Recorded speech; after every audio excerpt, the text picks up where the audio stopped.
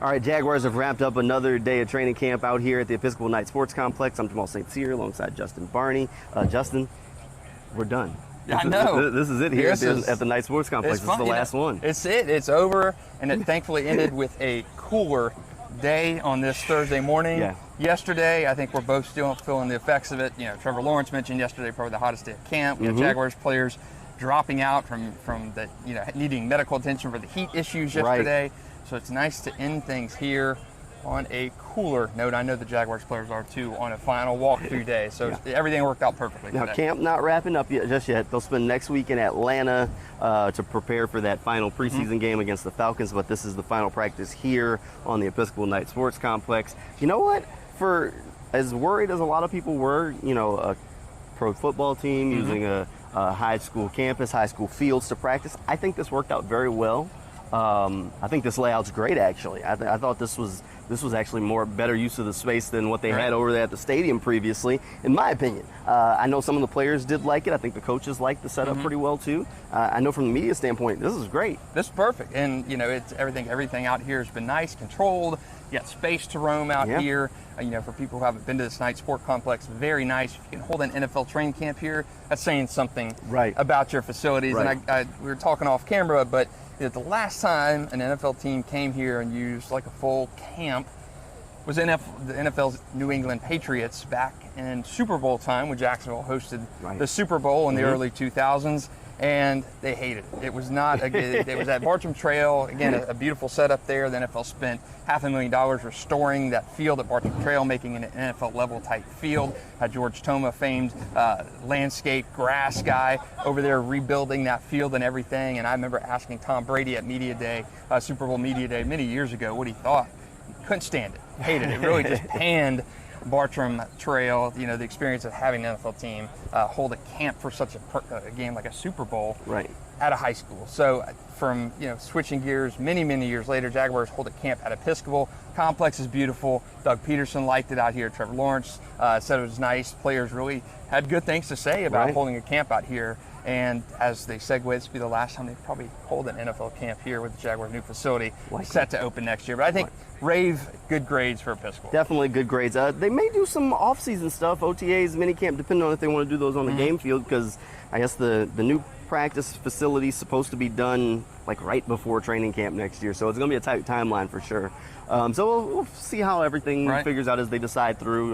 Practice setups during the season going to be a little weird. They'll use the game field and the flex field. They'll use both of those, so there'll be some bouncing around there. But I think the setup worked out great. I think a lot of the players stood out. I think today, basically just a walkthrough as they get ready for that Steelers game. So not a whole lot of competitive reps to really grade on. A couple of things that caught my attention. Ben Bartch running with the first team offensive line for the second day in a row. So we'll likely see Ben Bartch start that game on Saturday against the Steelers.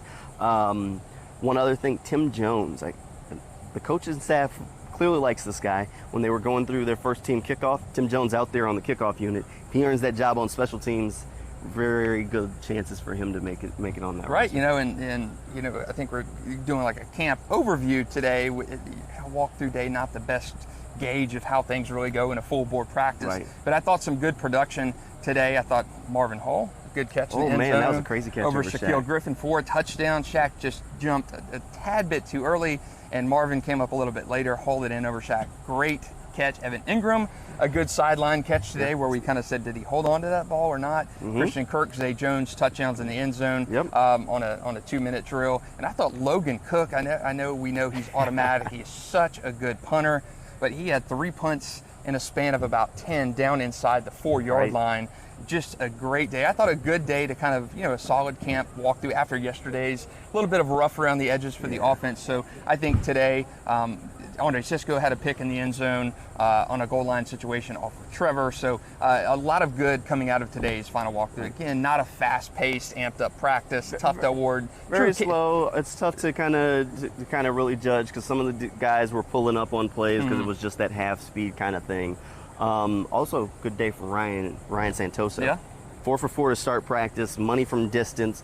Good looks for the kicker as he's the only kicker on the roster. So right now he's definitely got the leg up on the job. We'll have to see if he can carry that over into the game now that he's going to get all those reps, doesn't have to worry about switching out. If he can keep making those kicks. Yeah, and that's what you his need. job. I mean, you saw he has a leg. I mean, first preseason game, they had no hesitation, trotting him out for a 60-yarder. He's hit from 55 a few times in practice. He's got the leg. Yes. He can just shape that ball in. Right. He has had a good camp, really separated himself from Elliott Fry, and that made his release this week really not surprising. All right, game day on Saturday night. We saw the walkthrough. They're done with practices until then.